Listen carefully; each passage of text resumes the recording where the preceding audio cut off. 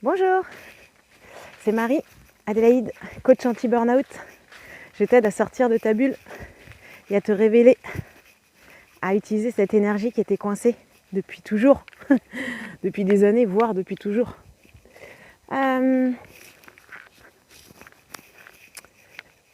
question du burn-out, pour moi, elle est cruciale, elle est essentielle.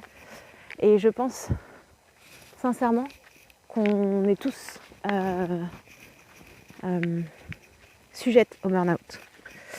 Tous, quand je dis tous, c'est les hypersensibles, c'est les hyper stratégiques, c'est les hyper optimistes, c'est tous ceux en fait qui voient la vie d'une certaine manière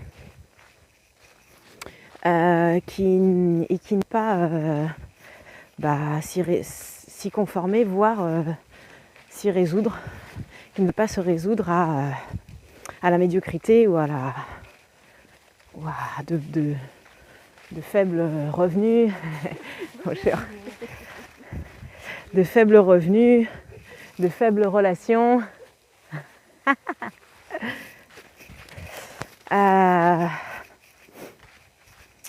Et donc pour cela, le parti pris, c'est de faire de notre mieux avec qui l'on est et de trouver des moyens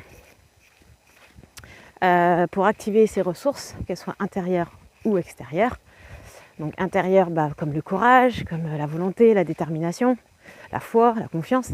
Et à l'extérieur, une équipe, une épaule, un soutien, un voisin, du matériel, de l'énergie financière, voilà.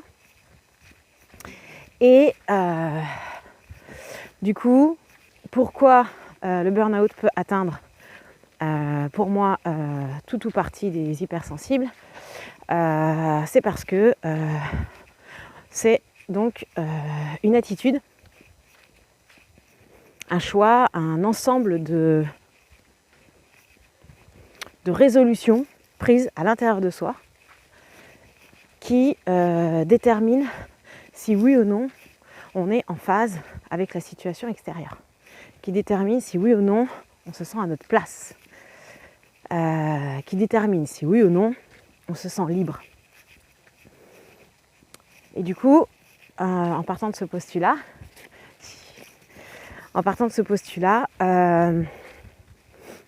j'avais à cœur de vous partager en fait ma connaissance, mon expérience, mes limites aussi, donc ce que je ne connais pas, ce que je ne sais pas encore et ce que je n'ai pas encore découvert sur le sujet.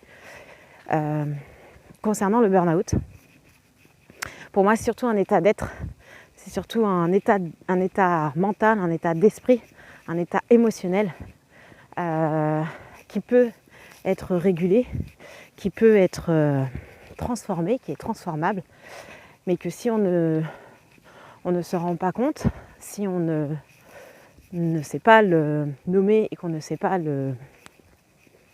l'observer, eh bien on peut passer à côté très longtemps. Pour moi, il est vraiment sournois, il est vraiment insidieux,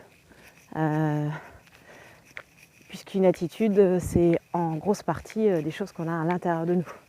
Donc forcément, ce qu'on appelle le monde de l'invisible, ce qui n'est pas visible à œil nu et ce qui est difficilement, sauf par des experts ou des professionnels, qui est difficilement reconnaissable. Donc voilà ce que j'avais envie d'apporter dans cette vidéo. C'est le fait que, pour moi, le fait d'avoir une sensibilité au-dessus de la moyenne facilite et favorise cet état. Donc, moi j'appelle ça un état mortifère. C'est un état qui est entre la vie et la mort. C'est un état qui vous fait vous sentir à la fois vivant parce que voilà, vous avez des idées, des envies, des projets, et à la fois mort parce que vous n'arrivez pas à les mettre en place. Vous ne vous sentez pas à votre place. Et donc, au final, ça donne un état extrêmement confus, extrêmement non jouissif.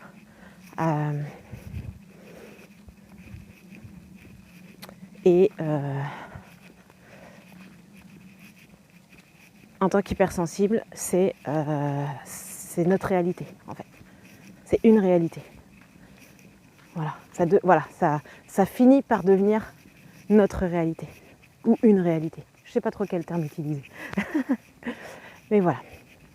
Donc, écoutez, j'espère que cette vidéo vous apporte du contenu, vous apporte de la valeur. Dites-moi ce que vous en pensez. Dites-moi en commentaire en dessous de la vidéo si vous avez des questions, si vous n'êtes absolument pas d'accord. Moi, je suis très preneuse d'enrichissement collectif. J'adore ça. L'intelligence collective, c'est mon dada. Donc, n'hésitez pas à me faire vos retours. J'en serais ravie. Merci d'avance. Et à bientôt sur la planète Terre. Ciao!